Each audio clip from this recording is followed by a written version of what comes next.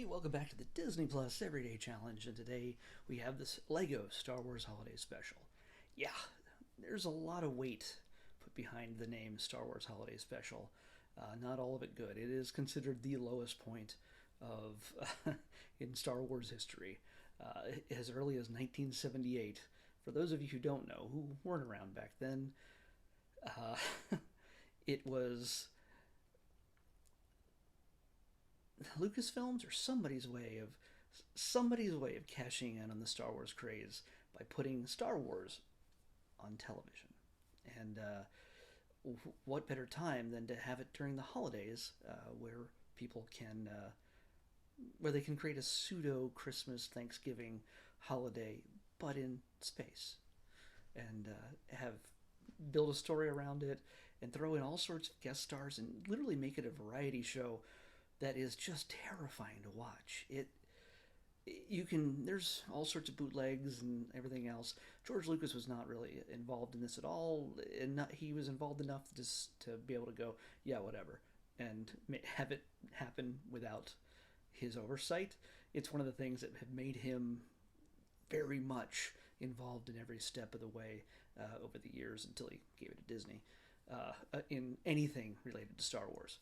Um, he once said that he'd like to go around and destroy every bootleg copy of it with a hammer, something to that effect, because it is truly that bad. And if you don't know what I'm talking about, I will tell you that you can probably find it on YouTube, and yeah, well, and if you can make it through the entire, like, it feels like 15 minutes of just Wookiee conversation in with no translation. If you can make it through that without fast forwarding, you are hardcore. Okay. Enough about the old holiday special. This is the Lego Star Wars holiday special, and yes, they consciously took the name, I guess maybe to redeem it, and redeem it they have. This is a much more fun, and there are no appearances by Jefferson Starship. Surprisingly, they didn't in this. They did not take a ton of shots at the original holiday special, which I thought was kind of strange. Um, the the only thing that really is pulled over from the original holiday special is Chewbacca's family and the concept of going to Kashyyyk to celebrate Life Day. And yeah, like I said, Life Day is their Christmas, Hanukkah, Thanksgiving holiday thing. At one point, they do sing Jingle Bells in the original Huddies, and all the decorations pretty much look like Christmas decorations.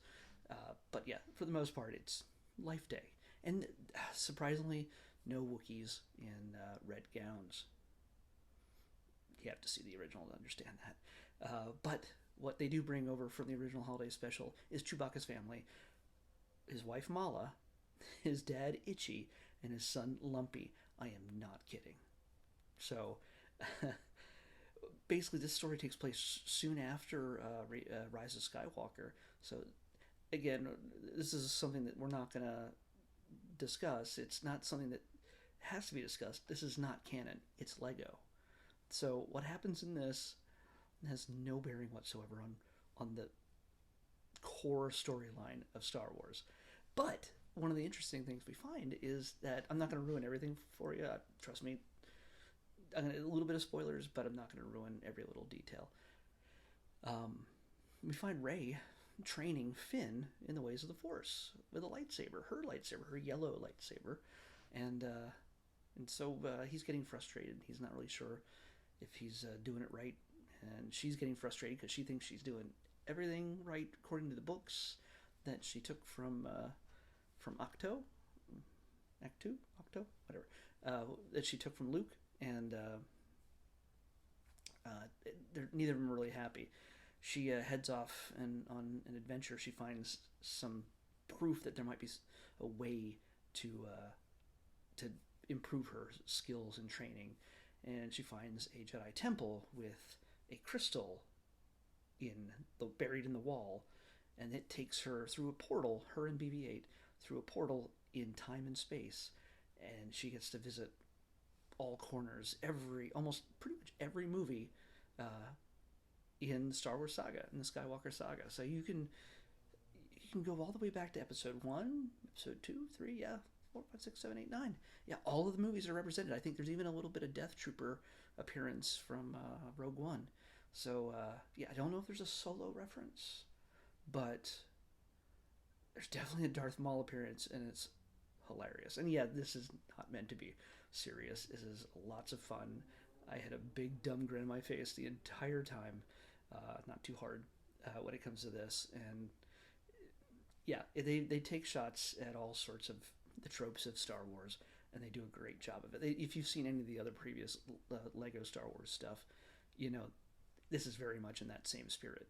The Emperor is a goofy, catty, almost. It's I don't know if they this version of the Emperor existed before Seth MacFarlane's version of the Emperor from the Family Guy remakes that they did of the Star Wars saga, the Star Wars original trilogy. But he's very much a goofy, silly villain. He's not scary at all. And Darth Vader is hardly threatening, but Rey runs across all of them. She runs across Vader, Emperor, Luke, and I'm telling you way too much. But you have to see it. You saw it in the trailers. If you saw the trailer, if you didn't see the trailer, you shouldn't probably be watching anything else that talks about this. But I will tell you that it's a good, fun time if you're a Star Wars fan. And even if you're not, I think you'd still get a kick out of it. But this is pretty much for the Star Wars fan. This is a gift to all of us from Lucasfilm and Lego, just to let us swim in nostalgia for about 48 minutes. I think it's 47 minutes. Yeah, 47 minutes came out today. And so yeah, take your time. If you don't want to watch it right away, make sure you watch it by Christmas. It's a good fun time to be had by all who love Star Wars and Lego. Plenty of little Lego in jokes as well, along with all the Star Wars stuff. People who appear in this. Obviously, you're not going to get the whole cast back. Daisy Ridley is not in this. I don't think Finn is not in this, and I don't think Poe is in it either. I mean, Oscar Isaac and John Boyega. I don't think they're in it either. But Kelly Marie Tran is in this. She plays Rose, and Billy D. Williams and Anthony Daniels. They all do their own voices, and you'll recognize a number of other people from the Clone Wars. Matthew Lanter plays Anakin from, as he did in the Clone Wars. And Matthew Wood, he was a voice for General Grievous. He does the voice for Dio instead of J.J. Abrams this time around. Tom Kane does Qui-Gon. D. Bradley Baker does the Clone Troopers again, which, if you've watched the Clone Wars, obviously he's all over it. And there's a huge, hilarious Clone Troopers joke. And there's even a little Simpsons reference there, just a little bit, visual reference. Let's see, who else? Who else do we know here? D. Bradley Baker, I just said.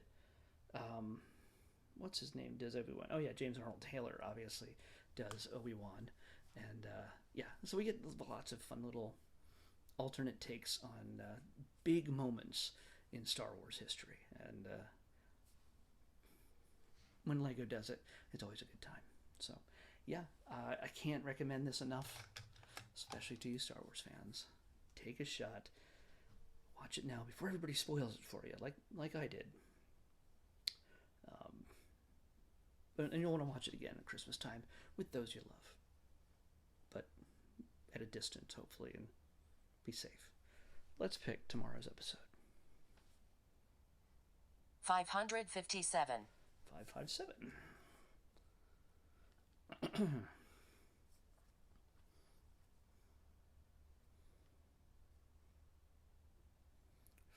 Five, seven. It's a movie. Is this new? No, it's in here. Okay. This is a sequel. We saw the second one really early on in the Disney Plus Everyday Challenge. And I had never seen the original, but I think this is the third in the trilogy of the Cheetah Girls. So this is the Cheetah Girls One World. So we got Raven Simone and the rest rocking our world. One World on the Disney Plus Everyday Challenge. I'll see you back here tomorrow.